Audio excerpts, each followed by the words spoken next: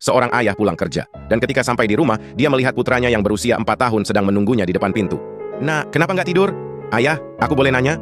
"Tentu, ada apa? Berapa penghasilan ayah dalam 1 jam? Kenapa kamu nanya itu?" "Please ya, kasih tahu aku berapa penghasilan ayah dalam 1 jam." "Oke, ayah dapat 20.000 per jam." Si anak dengan malu bertanya, "Ayah, boleh aku minta 10.000?" Ayahnya sangat marah berkata, "Itu sebabnya kamu nanya, berapa penghasilan ayah? Buat beli mainan gak penting, pergi tidur sekarang." Anaknya masuk ke kamar dan tidur.